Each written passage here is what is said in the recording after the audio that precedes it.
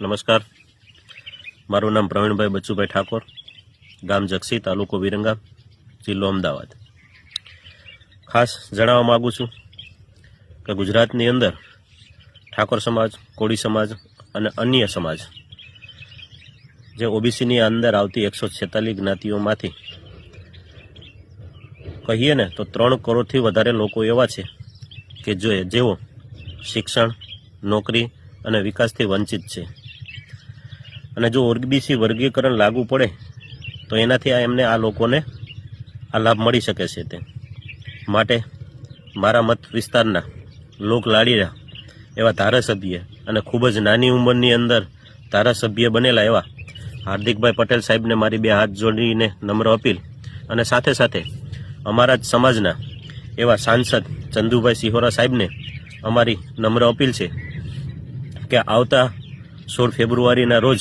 ગુજરાત વિધાનસભા સત્રની શરૂઆત થઈ રહી છે, તો તમે આ મુદ્દાને અમારા સમાજ વતી અને તમારા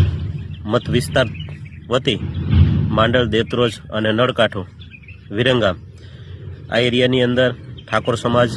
કોળી સમાજ અને અન્ય 146 જ્ઞાતિઓમાંથી આવતા સમુદાયોની વસ્તી વધારે હોવાથી તમારી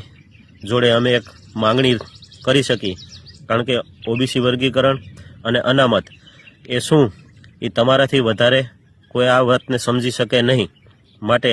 આવતા વિધાનસભા સત્રની અંદર તમે આ વાતને, આ મુદ્દાને વાચા આપો અને સરકાર સુધી અમારી વાત પહોંચાડો, તેવી તમારી જોડે 2 હાથ જોડીને અમારી માંગણી. ખાસ બીજું, સમાજની અંદર આવતા ઠાકોર સમાજ, કોળી સમાજ અને અન્ય 146 જ્ઞાતિઓ જે ઓબીસી વર્ગીકરણની અંદર આવે છે, અને આ સમાજમાંથી આવતા ધારાસભ્યો, સાંસદ સભ્યો, મોટા સમાજના આગેવાનો, નાના મોટા કાર્યકરો, આ બધા જોડે મારી નમ્ર એક અપીલ છે કે તમે આવી રીતે નાનો એવો વિડીયો તમારા ઇન્સ્ટાગ્રામ, ફેસબુક, યુટ્યુબની અંદર અપલોડ કરો, જેથી કરીને સરકાર સુધી આપણી વાત પહોંચે અને ઓબીસી વર્ગીકરણ કહેવાય ને કે ગુજરાતની અંદર, રાજ્યની અંદર, ભારતની અંદર 11 રાજ્યોની અંદર ઓબીસી વર્ગીકરણને અનામત વર્ગીકરણને પ્રાધાન્ય મળ્યું છે અને વર્ગીકરણને માન્યતા મળી છે, તો ગુજરાતમાં કેમ નહીં? માટે ફરીથી એક વખત માનનીય ધારાસભ્યશ્રી અને 2 હાથ જોડીને નમ્ર અપીલ કે આવનાર વિધાનસભા સત્રની અંદર તમે આની રજૂઆત કરો, તેવી તમારી માંગણી તમારી જોડે.